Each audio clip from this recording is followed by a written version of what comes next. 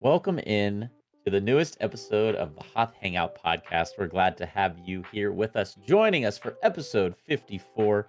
Hope you're having a fantastic day. In today's episode, Joey and I are going to be doing a deep dive into one of the uh, relatively newer comics within the Star Wars universe. Came out back in 2015. This is the Kanan comic series, also known as Kanan the Last Padawan. This is the second time that Joey and I have done a deep dive into a Star Wars comic series. It's going to be a blast. We're looking forward to it. Joey, what's going on, man? Doing pretty good. We read all of the comics in the past day or two, or maybe less, and Ours. maybe hour. But I've been excited for this. We do need to say we hope Gibbo is having a good vacation. He's actually vacationing here in the States, so we are roughly in the same time zone. We're not 8 hours behind or ahead or whatever it is. But he is vacationing, so he's not here with us today. So hope you're having a good time, Gibbo. Gibbo on the American time. Now it's quite the change. But yeah, Gibbo not with us today. Joey pulling all the strings behind the scenes for this episode. I hope I don't mess up. Wish me luck. As another quick reminder, if you're not subscribed to the Hoth Hangout podcast on YouTube, you can always check us out there for the video versions as well as separate reactions to the newest Star Wars shows and many other things of the like. Thank you to the 339 of you who are subscribed over there. We appreciate you very much. Additionally, you can always shoot us an email or any questions or thoughts you have about Star Wars or otherwise, the Hoth Hangout at gmail.com, and we can display those thoughts or questions on the podcast and discuss them as well. Additionally, thank you for subscribing, whether it be on Spotify or Apple, to the Hoth Hangout podcast. And for all of you audio listeners, be sure to leave a 5-star review, because we would very much appreciate it and helps out the podcast as well. So thank you so much in advance for that. Additionally, you can check us out on all the socials, including TikTok, Instagram, and XX at Hoth Hangout on each of the social platforms. And yeah, as I said, today we are going to be breaking down the Kanan comic book series, Kanan the Last Padawan. This was definitely something that I enjoy doing because it kind of like forces me to kind of get out of my comfort zone when it comes to Star Wars, expand my horizons, and learn lots of stuff. So it was really a fun process, and I'm looking forward to talking about it with you today, Joey. But Yes. before we get into the juiciness of the Kanan conversation, we got a couple small tidbits of news we wanted to discuss.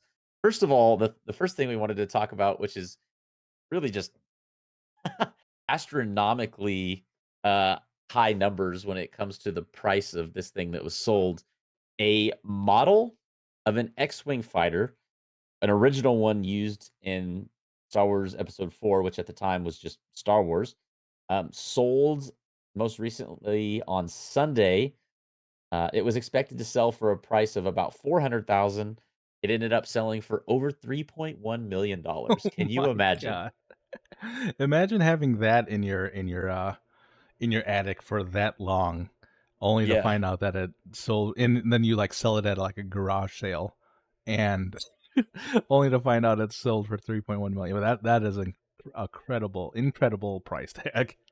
My question is, isn't this just like, I mean, like if I was not, I'm not saying, I'm not equivocating it to something you could just buy at Walmart, but if I went to Walmart and bought one of these, like, is it effectively the same size as that? Like, how big is this thing? How is it That's a that we're great talking question. about I mean, this? I would assume that it was a little bit bigger than that, but um, I don't know. Just the fact that it was movie used, that this was something that either movie used or maybe screen used, where this was a model that they had used. I didn't read the entire thing, but assuming it was around during that time and used for the movie in some sense. I mean, this is Star Wars we're talking about, and having something, and it looked like it was in decent condition from the pictures, but to have that go to auction and at that price, I can't even imagine. I wouldn't have expected that, especially if they were expecting it at what, 400,000, is that what you said? Yeah, yeah. For it to go this high, that is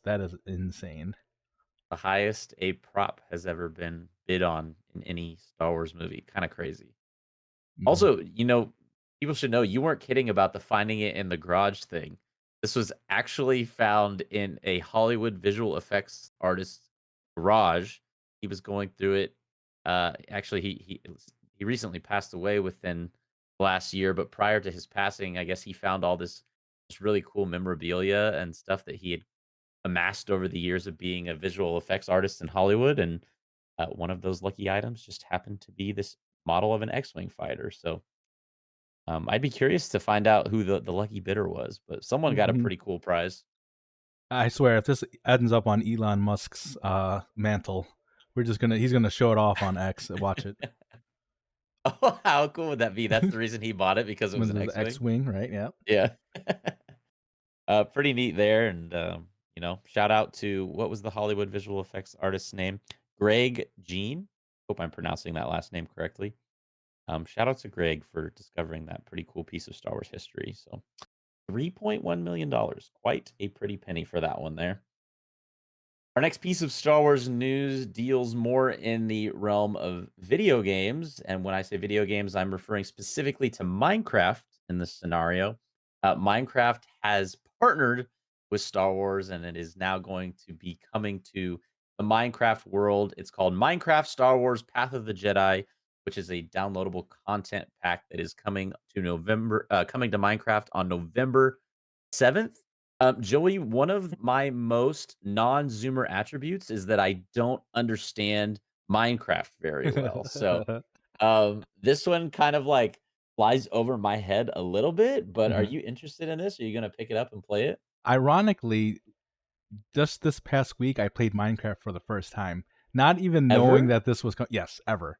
Not Wow. not even knowing that this was coming out, and so I had played with a couple of friends. They showed me around and how to do certain things, and but yeah, I mean, it's a kind of a world building type of game that you could do. Yep. In addition, there's bosses you could fight. There's there's like a story as well if you want to do that.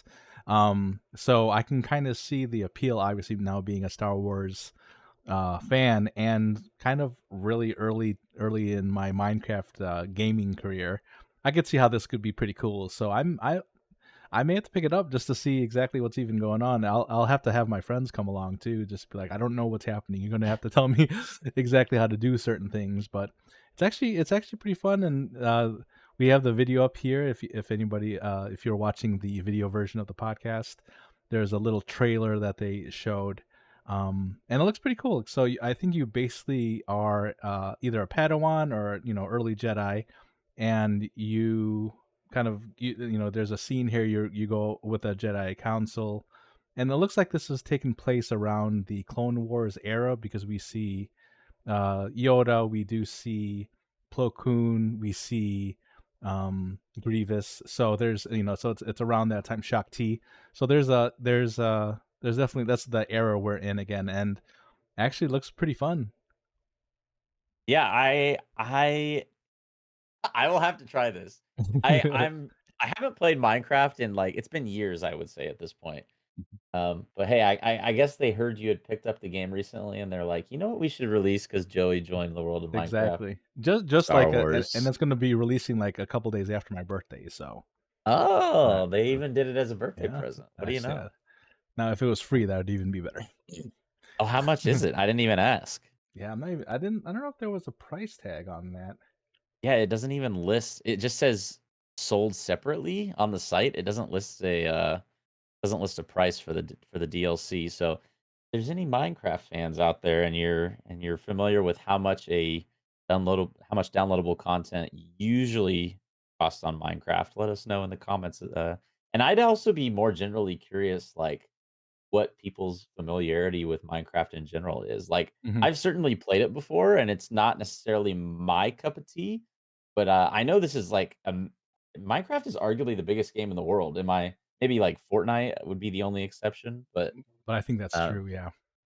yeah. Anyways, lots of eyes on Star Wars here with this cool partnership between Minecraft and Star Wars coming to the game again on November 7th. Pick it up for Joey's birthday. Thank you.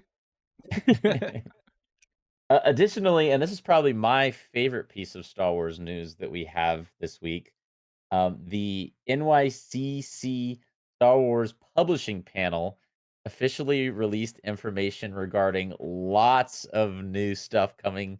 I believe all within the next year. Am I right in saying that? I think that's right. But yeah, during Comic Con, Lucasfilm Publishing had a panel, had a ton of different authors of a whole host of novels and short stories and books, and gave fans a glimpse at the cover art for some of these upcoming titles, as well as some news from other books and comics.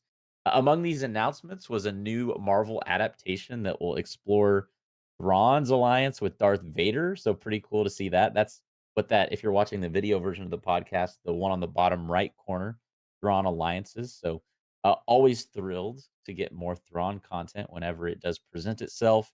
As well as we'll be getting a Mm. first look at a new lightsaber hilt that will give fans the chance to wield the blade of Stellan Geos. I hope I'm pronouncing that correctly. Mhm. And just lots of other stuff like a Mace Windu novel, a Return of the Jedi, anniversary edition that's like a visual guide. We've got a High Republic novel. So Mhm. much good stuff here. Joey, I'm gonna very quickly rattle off like all 12 of these, Yep. and I want you to let me know which one you're most excited for. Go for it. I got you. All right, Star Wars Mace Windu. This is a mini series. The next one is Star Wars Jango Fett, also looks to be a mini series. The next one is Thrawn Alliances. This one is the newest Marvel adaptation and is written by Timothy Zahn. So That's that's awesome. like, and for those that don't know who that is, he was the one who originally came up with the character of Thrawn back in the early 80s. So pretty cool to see him return and write this one here with Thrawn Alliances. We've also got two that seemingly go together Star Wars hyperspace stories. One is titled Qui Gon, the other one is titled Obi Wan. These are graphic novels. And then another High Republic uh, comic book coming called called Star Wars The High Republic. This is in the third phase of the High Republic comic books. And these two covers are Shadows of Starlight, as well as that's issue 4. I'm sorry. Sorry, I'm reading off a lot of stuff here just consecutively and trying to like dissect it as I go along. So new High Republic novel, dude. That cover looks so cool. Yes. The art for that one might be my favorite. As well, you can collect all the High Republic's finest lightsabers. Like you're a part of Star Wars: The High Republic, the lightsaber collection. So it looks like this is going to be a new book celebrating the unique hilts of various lightsabers. And then again, as I mentioned before, a visual archive of Return of the Jedi. There's even a Star Wars dad jokes books that's coming out. Additionally, we have a new Dark Horse comic book, Tales from the Death Star.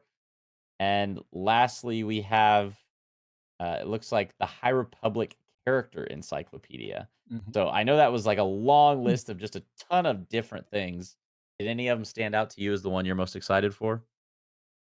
The dad jokes. I gotta see what gotta see what kind of Star Wars dad jokes I could drop on some friends. I did not expect that. No, I mean that is kind of a joke, but I think the I'm interested in the and I think you're gonna agree, the comic adaptation of Thrawn Alliances. I think that's gonna be the one that I'm interested in. I did read that book a while back, so I may have to revisit that before reading the comic, or maybe not, since it is that story as well. But and for me, whenever I read books, I always want to see what things look like as opposed to how I think they look like. And this would be a great time to see that. Just like when I used to read Harry Potter books before the movies came out.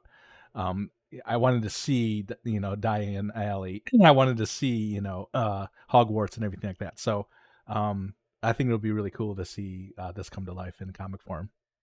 Yeah, I'm gonna agree with you. Thrawn Alliance is Yeah. the one I'm definitely the most excited for. Although I will say the cover art for the new High Republic graphic novel looks Hmm. so cool. This is like one of my favorite graphic novel cover arts I've seen in a long time. Nice. Just I love the colors, lots going on. So definitely, I mean, I'm probably gonna pick up a fair amount of each of like Yeah. maybe this whole list. Who knows? Yeah. So We gotta get back on our High Republic, readings as well. I know, yeah. Comment down below, anyone listening or watching, what our next comic book read through would be. I would love for it to be a High Republic Mhm. set of graphic Absolutely. novels. So that was, in fact, it for anyone that doesn't know. Today's episode is largely a sequel to our first read through of a Star Wars comic book series, which we did feature the High Republic. And so, if you're interested in listening to that one after you listen to today's episode, we'll link it down below in the show notes if you're interested in checking that one out. But all in all, lots announced at New York Comic Con this year, and lots to be excited about for the upcoming year of releases of Star Wars novels, graphic novels, comics, and dad joke books. Yes. Uh, the last piece of news, not sure if how much news this is, but I did receive this very cool Ahsoka Tano Christmas ornament. I just Ooh. wanted Oh, that's cool. to share this and do just a very quick unboxing before we get to some of our viewer comments from last week's episode. Um, this will be going on my Christmas tree this year. It's Ooh. like a little Ahsoka figure, and I don't know if the camera will focus on her face or not, but regardless, pretty cool gift from the girlfriend, and Nice. definitely gonna make an appearance on the Christmas tree this year. So Nice. yeah, just wanted to share that real quickly. That is very cool. Yeah, that goes on the top of the tree, yes? Yeah. Yeah, exactly. Yeah, it's going right at the top. I should make my entire tree Star Wars theme. Pretty Wouldn't be interesting. mad about it. Would not be mad Y about it. Yeah, of course, Ahsoka gets the top, Yeah, 'cause makes why sense. wouldn't she? Well, let's go ahead and take this opportunity to move into some of the viewer comments and feedback that we got regarding last week's podcast episode. The two comments we wanted to highlight today were from, first of all, Lord Galvatron.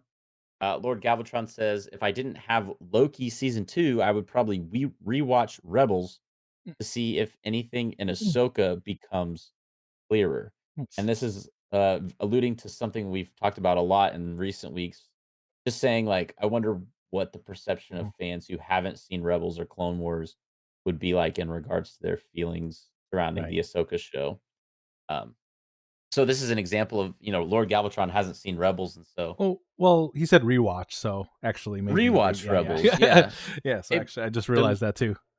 yeah, so maybe he has seen Rebels and just needs maybe a refresher or an Mhm. opportunity to kind of get reacquainted with the story in order to better understand some of the things that maybe seemed confusing in Ahsoka. Honestly, that's But kinda what we're doing with Kanan too, just yeah, to give us a little bit more depth into that particular character. There's a little bit of the Rebels, Ghost crew in there as well, so I think we're doing the same thing. yeah, yeah, exactly. I love taking a character like Kanan, especially who is so foundational to a certain era and definitely to certain characters, and just kind of doing a deep dive and learning more about the lore and history. But not to get too ahead of myself, as we're going to dive more into Kanan here in about 2 minutes or so. Our second comment we wanted to focus on was from Aunt Vasuvi, longtime listener of the podcast. Aunt Vasuvi says, "Thanks, Ben and Joey. I took the quiz during, and then of course last week's episode, Joey and I both took a "Who are you from the Ahsoka show" Star Wars quiz, and we each got characters who I think we were both pleased with in the Yeah. end. And Aunt Vasuvi took the quiz as well and got Sabine and said, which I'm cool with. Not sure about what series I'll obsess over next, but I did spend 8 hours today binging The Fall of the House of Usher on Netflix. Ooh, interesting. I have yet to see this myself. Have you heard or seen this, Joey? I think I've seen it come up on the Netflix recommendation, so, Okay. I thought it was Usher, like Usher Raymond, the singer. I don't think it is though, right? I honestly don't know. I have no idea. Uh, but the connecting point here is that apparently Mark Hamill has a role within this show. Nice. So all the more reason to get interested in this show and to give it a chance Sounds to give it a familiar. Was he in Yeah, how do I know that That name? sounds familiar. I don't I'll have to, like, Google him later, I guess. Oh, he was the Jedi that sacrificed himself in episode Mm, 8, right? yes. Oh, that's how I know who Mark That Hamill that is. was oh, yeah, he did really well in that role. Yeah, yeah. That was, oh man, such a great movie. But anyways, obviously, we thank you as always, and Lord Galvatron, thank you as always for your insightful comments, and we appreciate you both very much. And for anyone else out there listening to this episode, feel free to leave a comment down below on the video version of the podcast so that we can display it on next week's pod and react to it as well. All right. I think we did all the news and comments and introductions in less than 20 minutes, which means, Joey, we have a whole 40 minutes to talk about the Kanan comic I review. think we could fill this time. Yeah, Joey and I always joke saying that we're going to get it done under an hour. Last week we finally did it. We Will did we it, make yeah. it? Will we make it 2 weeks in a row? Yeah, we That gotta get remains everything to be done in seen. 39 minutes, I suppose, is the Yeah, correct answer to that. yeah, it's gonna happen. It's gonna happen. Um, Maybe just to begin before we actually talk about the contents of the comics that we read for this week, uh, just as a very general overview, if you're someone out there listening to this podcast who has not seen Star Wars Rebels, and you're like, "Who in the world is Kanan?" Kanan Jarrus is the, I guess, former master now of Ezra Bridger, who, if you've seen Ahsoka, Ezra Bridger is the one who Sabine and Ahsoka rescued off of Peridia.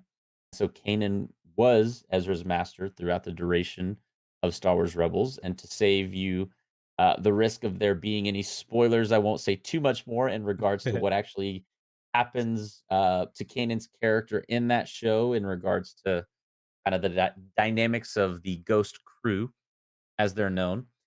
But this comic series, it's a 12 issue series, focuses largely on Kanan's early years, his upbringing and his time as a Padawan. And I have to ask you as an introductory question to all of our discussions surrounding this comic book series. Did you or did you not know going into this that it would be largely focused on Deepa Balaba? So this is actually my second read through of this particular comic. Oh, okay, okay. So I was aware. So you did know. I was aware that, and to be honest, that this had sparked my interest quite a bit in her role in Kanan's upbringing, as well as her her as a Jedi. So yes, this is kind of where all that love started from. I am also just kidding, but, that does beg the question. I have a genuine interest in uh, where your interest or your affection for the character of Deepa Balaba originated. For those that also don't know, Deepa Balaba is the master of Kanan when he was a Padawan, and that's kind of where this comic book series opens, relatively early on. So where did that love for the character originate, would you say? Would I say? Yeah. I think. I mean, I didn't really have any outside of because she was in the Clone Wars. Was I forget which episode of Yeah, multiple times, I think, yeah, wasn't multiple she? times, yeah. The Clone Wars, and I mean even in the movies, right? Was she? Yeah. So I think the kind of having that character there, because the actress herself is looks like she's from South Asian descent, so of course that's gonna Mhm. make me interested in her, just to see like, okay, well let's learn more about her as a character. So, but I think really it all stemmed from honestly this comic book. The first time I read the comic, I saw the connection they had, um, because I think this, and I forget the timing of when this came out in relation to the Rebel series, like what season we were at or whatever it was. But to see obviously who Kanan became, we knew early on in the Rebel series that he was a Jedi and he was trained properly.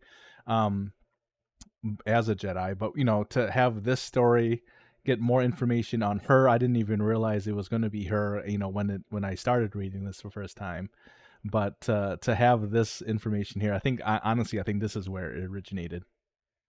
Yeah, and actually, while you were, mentioning that there, I did look up this comic book series was coming out, at the same time as episodes of season 2 Okay. of Rebels was being released, which is kind of an interesting approach. You don't often see that from shows.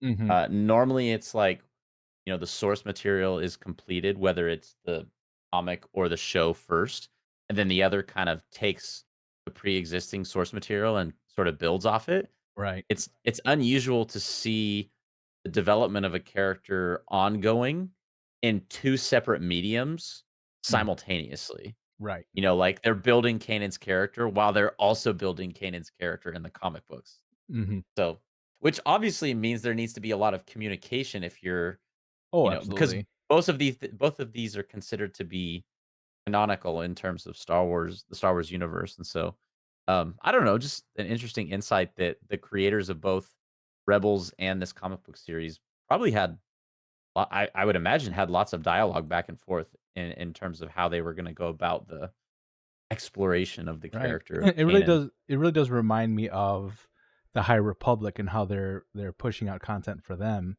for that, Mhm. era, because you've got comic books, you've got books, you've got, now a TV series, and, soon to be, hopefully movies and everything like that. So, um, to have all of because there's tons of writers writing all of the comics and all the books and all that. So they same way, they need to communicate and say, "Okay, this is the character that I developed and this is how they're developing." Like, "Okay, well, I'll take it in here." You know what I mean? So to have that kind of coordination, really does end up making a really good product at the end. Yeah. Yeah, I couldn't agree more. It feels like it was facilitated pretty well, and, um, I thoroughly enjoyed this series. It was I would even say I don't know if yeah, I think I would say that I liked it more than the first one we read, Okay. which I think it's because it was about a character we cared so deeply about. Right. Whereas the Old Republic series, while it was still great, I loved it, was not about characters that we were familiar with in a TV show or in live action. So, Right. Mhm. in that regard, this felt a little bit more special because it was expanding upon someone who we had spent so much time with during Rebels, Right. and really getting to explore the origin of his character. And so, we really get to see how Kanan was as a Padawan uh, for I don't know, 90% of the Mhm. time. There's sort of throughout the series of 12 issues, there's sort of this parallel time thing going on, and they sort of use a back to tank, like a person being in the back to tank, that being Kanan, as a way to simulate a past reflection and then like the majority of the story focuses on his past reflection as something more pressing is happening in the current time, but Mhm. he's not able to deal with it because he's in the back to tank injured. And so that's sort of the mechanism that this story uses in order to retell his past, which I kind of liked. Mhm. I thought at first it was going to be more like a 50-50 sort of thing, and really the majority of this series was about his time as a Padawan. So Right. Yeah. um, something that you and I talked about right before we started recording is how much inspiration Bad Batch Mhm. drew from this comic book series. In fact, the opening scene of the first episode of Bad Batch is largely based off of this comic book series, where Kanan, who at that time was still known as Caleb Doom, um, is with his master, Master Deepa Balaba, and um, ultimately, Order 66 is enacted by Emperor Palpatine. Their clone troopers turn on them, and in a series of unfortunate events, Master Deepa Balaba sacrifices herself to save Caleb, and so that kind of begins his journey towards sort of not being sure where he is within the world, and Mhm. eventually finding his way back to where he ends at the end of the comic book series. But I want to focus real quickly on the connection between this comic book series and the Bad Batch.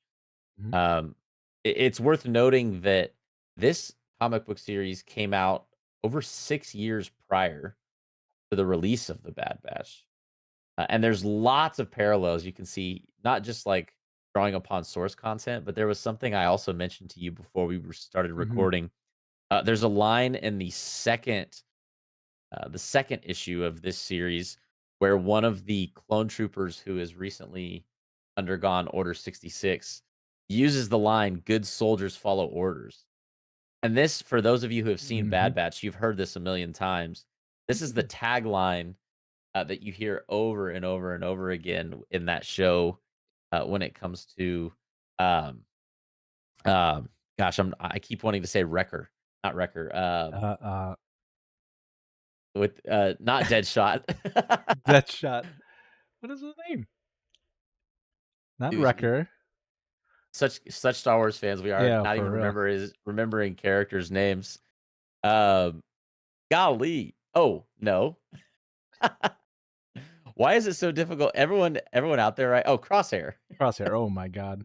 Everyone We're out the there worst. listening was like, how do you not remember the name? Yes, yes, yes. Um, Crosshair's line in Bad Batch over and over again is "Good soldiers follow orders. Good soldiers Mhm. follow orders." And so, um, there are two characters within this comic book series who are aligned with Deepa Balaba and Caleb to begin the series, Commander Gray and Captain Styles, and they eventually kind of become the bad guys of this Mhm. series in a way, um, which is also another major theme of this series of 12 issues that I really liked is that there is so much swapping of who is the good guy and who is the bad guy. Right. Um, and so, anyways, at this point, I'm kind of rambling a little bit. How did you feel about the connection to Bad Batch in terms of this series?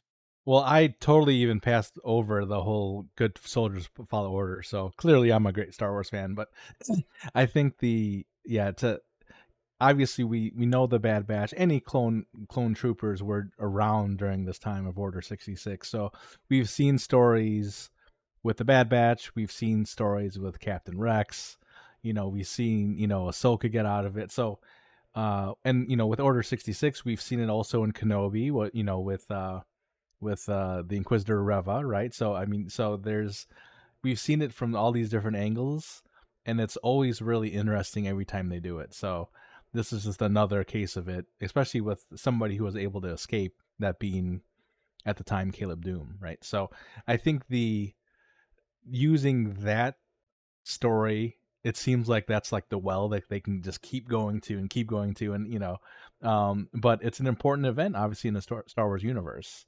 And we kind of mentioned and we haven't quite mentioned this yet, but in this series also we kind of see the struggles that the clones actually have Hmm. because of it. I think one of them eventually kind of turns. I forget if I think it's Gray, right? It's That Gray, yeah. Yeah, yeah, that kind of turns against the Order 66 clones essentially, and is able, to kind of sacrifice himself for the Jedi, for Kanan, or Caleb at that point, and helping him escape and everything. So and just like you said, there's that parallel type of storyline going along with Bad Batch, because obviously Bad Batch had, outside of Crosshair, I remember the name, outside of Crosshair, everyone else was kind of against it. So to see that continue, being a storyline through the clones, I'm there's probably more stories, and they're going to be just as compelling, I think. So to have that connection with the Bad Batch is just a really smart idea. I mean, obviously when they created this, and I don't know how long they planned these things out, but I remember when Clone Wars was out, there was already talk about Bad Batch. That was a pretty big thing, that they wanted to have a Bad Batch series. And so I'm sure even as early as, if not earlier than when this comic came out, when Rebels came out, there was already talk about how they were going to get, how they were going to tell these stories of these clones. So to see it come to fruition, to see it now in this comic, it was just I like those interweavings, so it was great. Yeah. Yeah, did you catch, by the way, in the very first issue, the Fulcrum name drop? Yeah, yeah, they mentioned Fulcrum, yes. Yeah, I think it's on, like, the very first page of the first Mhm. issue. It's like, "Ooh, they're already talking about Ahsoka, I'm That's in." right, yeah. Um, something that's very endearing about, Kanan's character within this series, is that he is very inquisitive, and he asks a lot of questions, which in a way draws his master Deepa Balaba more to him. Mhm. She sees this in him and kind of recognizes it, and she's like, "That's why I want you as Mhm. my Padawan." And so there's this immediate sort of connection between the two of them because they're willing to kind of not necessarily question in a way that I would compare to like Dooku, but more from like a good-hearted stance of like, well, we need to ask these questions. Right. And so in that way, um, Master Deepa Balaba is sort of drawn towards adopting Kanan as her Padawan, and so that relationship between the two of them is also a central key point of this comic book series as well. Um, we also learned about Master Deepa Balaba, which I didn't know prior to reading this comic book series, is that she led a battle, or she led a battalion of clone troopers into battle, and inevitably 90% of them were killed in that battle. And so the first time we see Master Balapa in this series, I can't remember if it's in like well, later on, I think it's in the second issue, maybe? I don't exactly recall which one it was in, but she's in the Bacta tank Mhm. because she's been in a coma for 6 months following this battle, which we later learn General Grievous was involved in this battle, one of the many appearances who end up showing up in this comic book series. And so early on, this story is largely focused on the planet of Aller, and this will sort of be the key central planet that is talked about for most of the Kanan Last Padawan series. It opens up, and the clones are fighting the Separatists here. Eventually, the clones win. The Separatists abandon the planet of Kalar, and this is the moment where that we talked about, where it's kind of like this celebration. They're sitting around the campfire. Mhm. Uh, Both Master Deepa Balaba, Caleb Doom, and Commander Gray and Captain Styles and sort of the rest of these clones. And you see, I can't remember if it's Commander Gray or Captain Styles, but one of them goes over with the holocom. Emperor Palpatine pops up on it, says "Execute Order 66," and immediately it's like Mhm. these this Master Deepa Balaba, who these clones adored. Ultimately, they are the ones that kill her, and she sacrifices herself for Caleb, and he's able to escape. What'd you just think about the early storyline of this series? Yeah, I think the going back to what I said earlier, to see the um this point of view from Caleb's point of view, seeing his master telling him telling him to run, uh full knowing that she's not going to survive this, and kind of brutal actually, even though it's a comic, it was kind of brutal. Even after they were able to shoot her, there's a frame where they're actually still shooting down at her. Right, yeah. Kind of reminds me, I think it was Ayla Secura, I think. Yeah, on Something very, Felucia in episode 3, yeah. yeah, very very similar type of death there for Deepa Balaba. And yeah, and it's funny. It's just a still image, but these artists do so good at capturing those types of moments. But yeah, just to see that this point of view once again, to see how Caleb reacted, and to see what he ended up doing. I mean, we got a little glimpse of what he did in Bad Batch. He tried to just escape from Clone Force 99, right? I think that was their official Mhm. name. In addition to all of the other clones that we come to find out here, and Commander Gray and Captain Styles, who, like you said, end up kind of being the bad guys that chase him around the entire universe.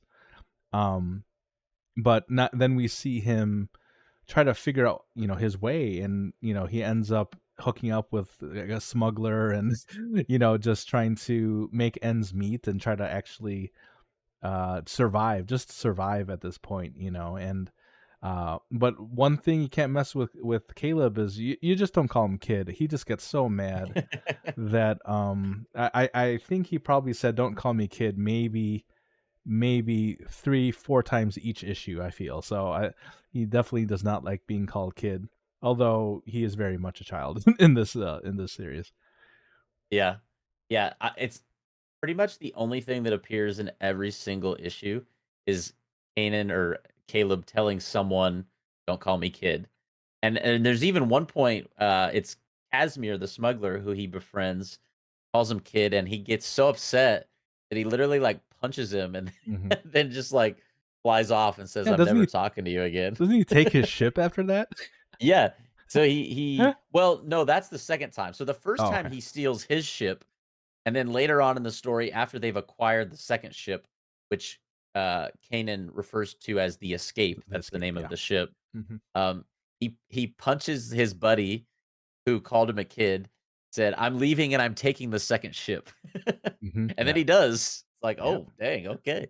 Definitely not a kid. But yeah, of course, Casimir comes back into the story at a later point, but it's kind of like a moment where it's right before actually he abandons the name Caleb Doom and then goes to another planet and officially adopts the name Kanan Jarrus sort of as like his new identity. Mhm, In fact, there's even a point in this story where I can't recall who it is who asks him, but he says Caleb Doom is dead. Like Caleb Doom died with Master Deepa Balaba, so mhm. um, Pretty powerful words there. yeah, yeah, I thought so. And that was something I noted in my notes as well. Um, there's kind of this era of confidence that Kanan has or that Caleb has in the early parts of the story. He feels it notes, I think, multiple times that he feels very comfortable and even glad Mhm. to be in the midst of war. Right. And I think that is done. It's definitely there in the early part of the series, and it's done, I think, to highlight maybe a misconception that he has with what it means to be a Jedi. Mhm. Like, he is a brand new Padawan, he's being thrown into the Clone Wars, and he's like, "This is awesome, I've always dreamt of this, this is what it's all about, baby." Right, And then, of course, his clones turn on him, his master is killed, and he has to face this reality of like, "Oh my gosh, like, this is not what I thought it was." right. And so it's almost to, like, sort of, I don't know, it mirrors how he feels later in the story, shortly after, his master is killed, of feeling abandoned before he meets Casimir. Sort of that feeling of just riding the high of the Clone Wars and then shortly thereafter feeling kinda hopeless, and so, um, anyways, fast forward a little bit in the story, and he's turned into this sort of smuggler and this thief who's running around with Casimir, who is, offered him solace at one point, which is where that initial connection came from between the 2 of them. Meanwhile, Commander Gray and Captain Styles are still hunting him. And it's also worth noting that very early in the story, we mentioned that the Separatists and the Republic were fighting back on the planet of Kalar. There is a character who's introduced as sort of this captain of the Separatists, and his name is General Cleve. And he's another example of a character who's bad early on, but then comes to really be a good guy by the end of the story, Right. just depending upon the perspective you take in terms of what the protagonist is trying to accomplish and essentially after Order 66, who's really a good guy and who's really a bad guy. And in fact, at one point when Kanan re-meets Cleve, Kanan says to Cleve, "The enemy of my enemy is my friend." Mhm. The enemy, of course, being the Empire at that point, and Cleve being the enemy of the Empire. And so that's kind of a reconnecting point for him and another character early in the story who seemed like he was going to be a bad guy. Right, and his didn't he have, like, an alias too, like John Doe or something like that? Yeah, yeah, yeah, John Doe. And it's funny because I don't know if they ever use the alias again after he I don't mentioned. remember. It was I ju kinda like the fulcrum thing that Ahsoka Right, yeah. uses. I mean, Like can they be a little less on the nose about that? John Doe? I mean, come on. I didn't even catch that, that's funny. Wow, I mean, John Doe. yeah, they didn't even try on that one. Wow, I did not even catch that. You're exactly right. Um, and so they team up, and this is shortly thereafter is the moment that we discussed where Commander Gray starts to sort of begin second guessing after this conversation he has with Deepa Balaba that maybe what they did wasn't right, and ultimately Commander Gray is the one that sort of I think he shoots like the control panel of the Right, inside of their mhm. ship, causes it to explode, and Kanan and Casimir are able to escape safely along with General Cleve, and so, they make it out, and at this point, it's, like, roughly halfway through the story. Right. But, up until this point, how did you feel about Kanan's trajectory as a character? I think it was really interesting seeing him. Well, when he was working with the smuggler dude, Casimir, he kind of was in his element there, kind of, pulling these cons and trying to get what he needs for, and then ends up kind of befriending him. I think he even called him a friend at one point, and Mhm, just to kind of see that development with him, because he was just so used to being as a part of the Jedi Order and how things were supposed to be done, that it almost felt like this was more him than being a Jedi was. And if you watch Rebels, I can kind of see that too, where he is a little bit more um not by the book. And that fits his character a little bit more. So to get a little bit of background into how he was as a Padawan does make more sense of what the Kanan that we saw in Rebels. So I think that that was really smart, and to see that background, to see the origin of this particular character, it was just really cool to see it all line up in the end. yeah. Um, when we fast forward to the next issue, there's actually a flashback where he's training with Yoda, which Mhm. whenever I get a chance to see Yoda in something, I'm always like, "Oh, dang." Yeah. Like, I'm so excited about that. So there's a cool scene with Yoda, and, this is also where he's, really getting in this flashback, he's getting to meet Deepa Balaba for the first time Mhm. after her coma, and so together they realize that someone is, plotting to create this explosion within the Jedi Temple, and so, um, they discover that this person is his name is Rackham Seer, and he's a captain in the Confederacy of Independent Systems, otherwise known as the Separatists. And at this point in attempting to thwart this guy's plan. They drive him away, and this is really the first full mission that he and Balaba, or subsequently he and Master Balaba, after this encounter with this separatist captain, go on their first full mission on a planet called Cardoa. And there was something here that I really wanted to make note of. Oh, yes, I know what it was. Did you catch the name drop that happened here? Yes, that was Cad Bane, right? Yeah. Yeah, yeah, yeah. I did catch that Um, because I think did they say Cad Bane or did they just say Bane? they don't say Cad Bane, they said Bane, and I looked at it, I was like, "How do I know that name?" Yeah, I was like, yeah, "Oh my gosh, Cad Bane." yeah. So they kinda name dropped him in here, so, one of the many other characters who got if not a visual appearance, at least a name drop, and so, um, let's see, in the next issue, we actually learn that there is a colonel named Coburn Seer, who is the brother of the other bounty hunter Seer who attempted to blow up the Jedi Temple. And this is again on the planet of Cardoa. This battalion of clones, and again, this is now fast. Go back in time prior to Order 66. Mhm. There's lots of time jumps in It this is. series, It which gets a makes it little a little bit a confusing. little confusing. Yeah. Um, and so ultimately, the battalion is attacked, but in the end, they win the battle and Colonel Sear is defeated, and they learn that their next mission is to Maigito, which is where General Grievous awaits. Mhm. So it's on Maigito that we also run into Ben Rao, which you enlightened me before we started recording. I read this name and I was like, oh, okay. But this is actually someone we see in Clone Wars, which I did not Right. remember, and you told me about. He's a Mandalorian in the Clone Wars. Yes.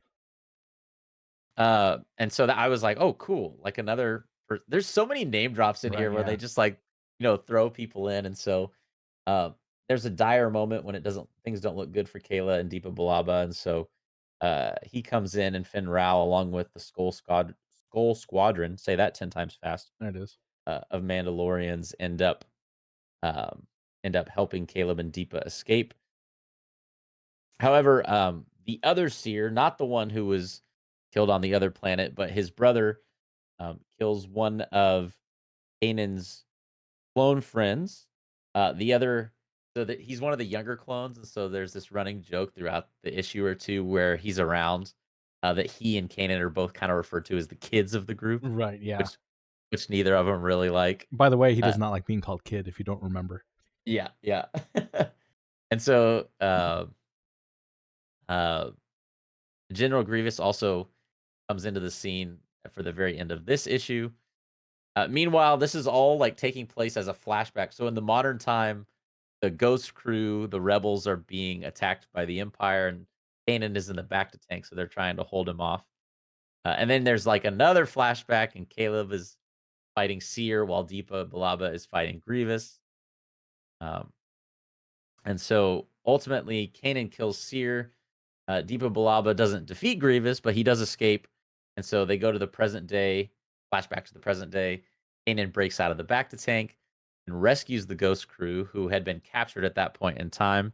There's also sort of this like epilogue story where Kanan and Ezra are able to take the old ship that Kanan had called the Escape and rescue a friend of Kanan's. And so in this effort, Ezra provides a distraction. And it's on this mission that we actually get to see a couple other unique characters in the Star Wars universe. For those that have read the new Dawn novel, there's also a scene with Captain Sloan here, who is now Very Vice cool. Admiral Sloan.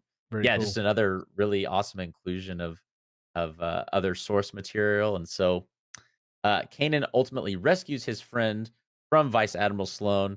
And then at the very end of this issue, we actually see the Grand Inquisitor make an Wow. appearance, asking Sloan for information. And so ultimately, transportation is arranged for Ezra and Kanan to go back to Lothal and reconnect with the rest of the Ghost Crew. And so that was my probably overdone and very poor effort to summarize the Oh, that's good. entire series.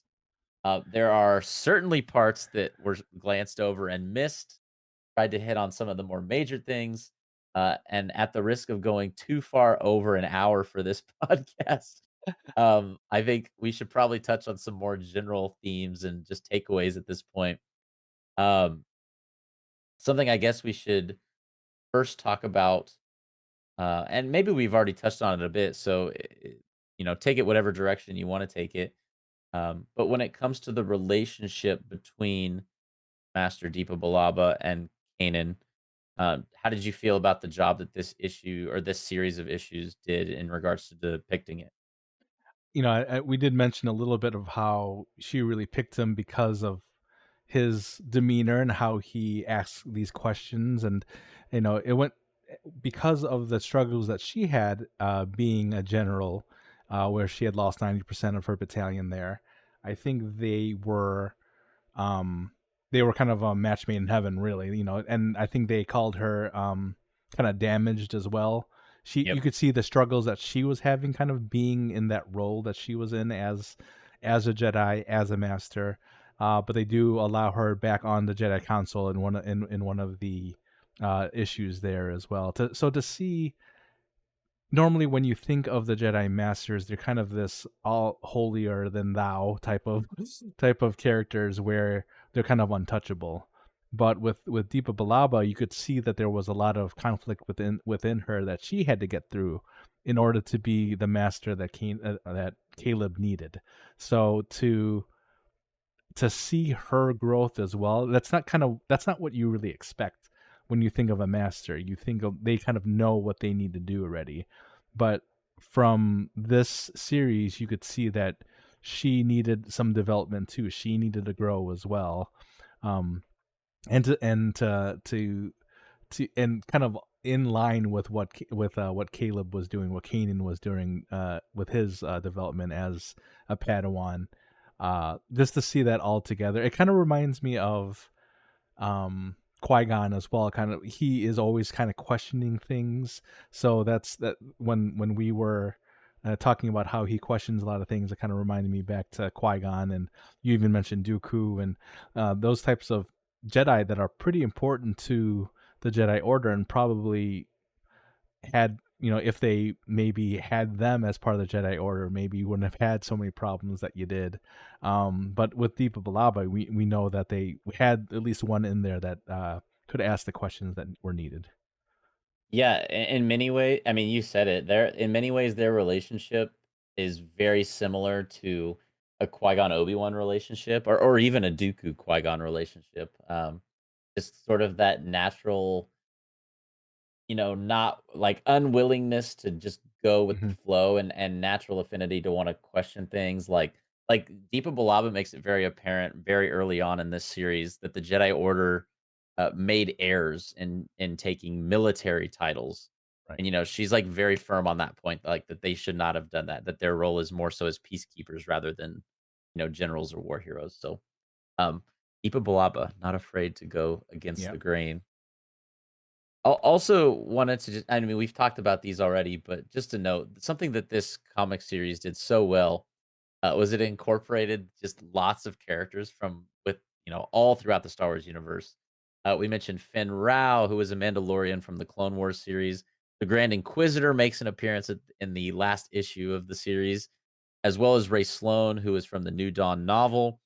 General Grievous is in, I believe it's issues 10 and 11, or maybe 9, 10, and 11 in this series. Oh, that is a sick picture if you're watching the video version of the podcast. Yeah, yeah, issue 10, it looks like he's on the cover of, and even a Cad Bane name drop. So just all sorts of stuff. There was an Ahsoka name drop at the very beginning as well.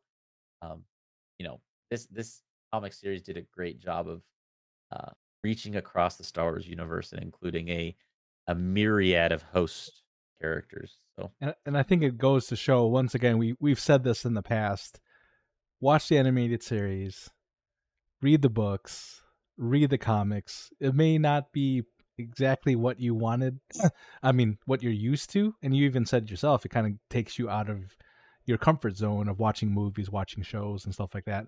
But because of things like this, comics and books and everything like that, we get to a fully a more better understanding of a particular character, and even brings in other characters like Deepa Balaba um, and has connections to things like Bad Batch and Rebels and everything like that. So to have something like this right in the middle of it all really does help make it for a better experience overall.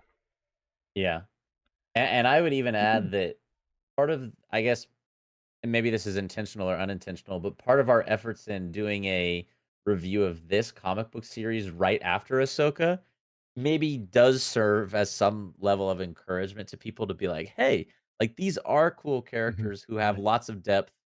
If you haven't seen Rebels, if you haven't seen Clone Wars, if you haven't seen Bad Batch, like these are all great shows that not Hmm. only are Star Wars canon, but just offer really great experiences, really incredible characters, and really fantastic stories. So, um, I'll reiterate what you said and just say, you haven't seen them, and you still haven't, Hmm. and you're still putting it off, and you've seen Ahsoka, and now you're like, maybe I might. Hmm. We will just say, think you should. Hashtag not sponsored. Hashtag not sponsored. Yeah. Do you have, just any more thoughts about the Kanan comic series as a whole, and just kind of your biggest takeaways, or maybe perhaps what you enjoyed the most? Again, I think the just the development of characters, especially with Kanan and where his origin story. I love origin stories. I think that's one of the the big things is you you get plopped into a storyline like Rebels, and you see, okay, well, here's this Jedi that made it out of Order 66. Well, how? What happened there?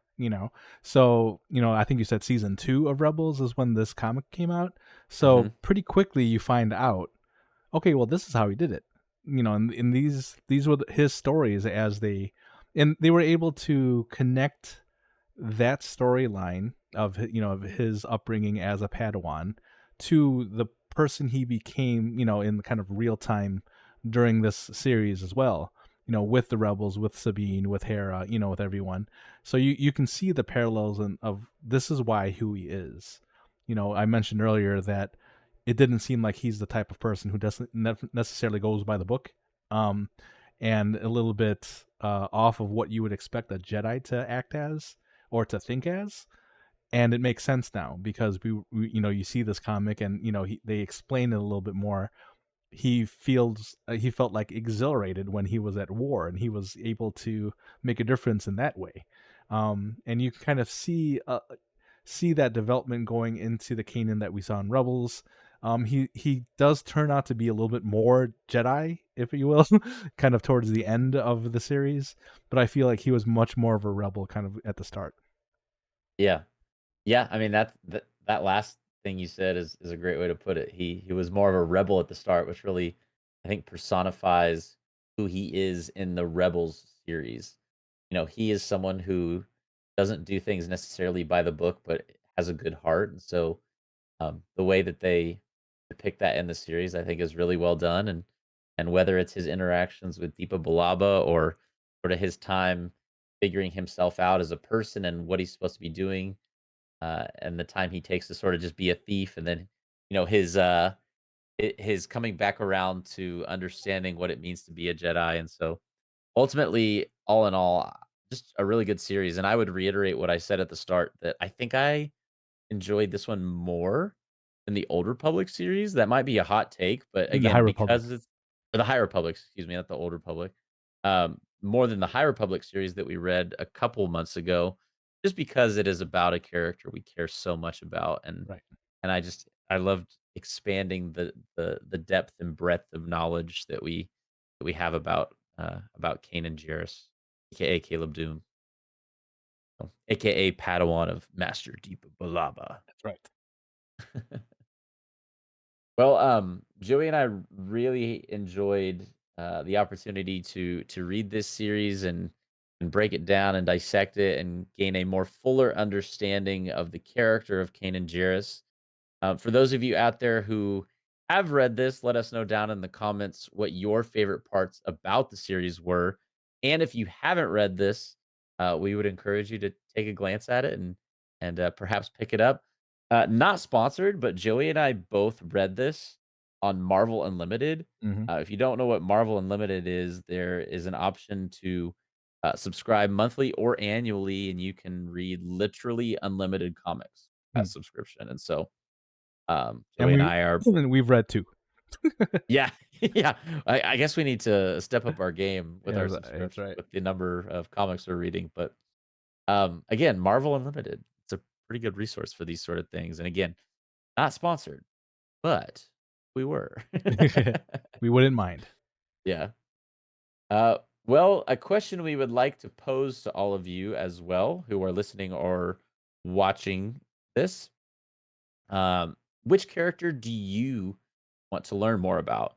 Whether that's a character that we talked about today in the Kanan series, or just a character that in all the world of Star Wars you'd be more interested in learning about, and perhaps someone who does appear in a comic book series, we could potentially do a deep dive into that character as our next comic book series here on the podcast. And so let us know down in the comments again, who do you want to learn more about in Star Wars? If you had to choose one, maybe two characters, let us know in the comments. On next week's episode of the Hoth Hangout podcast, this is what I'm so excited about, Joey. A good one. Um, Side note here, I finish a course for graduate school this week. And so now that is going to be off my plate going into next week's episode, Oh, here we go. where we'll be discussing the Mortis gods, which is very applicable to the recent Ahsoka show. I'm gonna have to do a lot of rewatching over the weekend. That's all I'm Yes. saying. Nice. Yeah. uh, yeah. As long as So it's not like 5 minutes before we record, I think we're good. yeah, yeah, yeah. I definitely didn't read more than half of this comic book series within the past hour before we recorded. So Definitely not. yeah. Uh, join us next week for the Mortis Gods episodes discussion, and where we'll do a big deep dive into who are the Mortis Gods, what do they represent, what do they look like in Clone Wars as well as in live action, and what it all means for the future of Ahsoka and just more broadly Star Wars in general. So that'll be a really fun one next week. Remember, you can always check out the Hot Hangout podcast every Thursday morning at 11 a.m. Eastern. You can also check us out on YouTube for the video version of the podcast. Subscribe there. Thank you to the 339 of you who are subscribed. You can email us hothhangout@gmail.com. Your questions, both Star Wars and otherwise, we'd love to hear from you. Again, that's hothhangout@gmail.com. The podcast is available on Apple and Spotify and anywhere you get your podcasts. Be sure to leave us a 5-star review. Again, that's the Hoth Hangout podcast on Apple, Spotify, and anywhere you get your podcasts. We are also on all the socials, including Instagram, TikTok, and X at Hoth Hangout on each of those. A big thank you to Gibbo for producing the show, video, and assets, even though he couldn't be with us for this one. And a huge shout out to Joey for being the behind the scenes guy on this episode and for effectively producing this one more or less. And so, Joey, big shout out to you, my friend. Thank you. Joey, any last closing thoughts before we sign off on this one regarding Kanan or just anything else otherwise? I mean, we're a couple weeks away, a couple of weeks past Ahsoka being off the air now, and we are still able to talk about Star Wars. There's so much stuff that's out there. We kind of mentioned it earlier on. Go watch it. Go read it. This is really this is what you can do with your time until the next Ahsoka series or the next show that's coming out. So there's plenty of it, and like next week, more Gods. That's what we're gonna do. Yes, I'm really excited. Yeah, there's just so much Star Wars that's like constantly out there to consume now, which is such a fun feeling, you know. We You ever live in a get good time. we do live in a good time. Well, we look forward to talking about the Mortis Gods discussion in next week's episode. It's going to be a great one. Shout out to George Lucas. Shout out to Dave Filoni. Shout out to Kanan Jarrus. And shout out to Crosshair, whose name we could not remember. But we will now. But we will now. Thank you, as always, to each of you for listening to the Hoth Hangout podcast. We appreciate each and every single one of you so, so very much. And we'll catch you in next week's episode. And may the force be with you.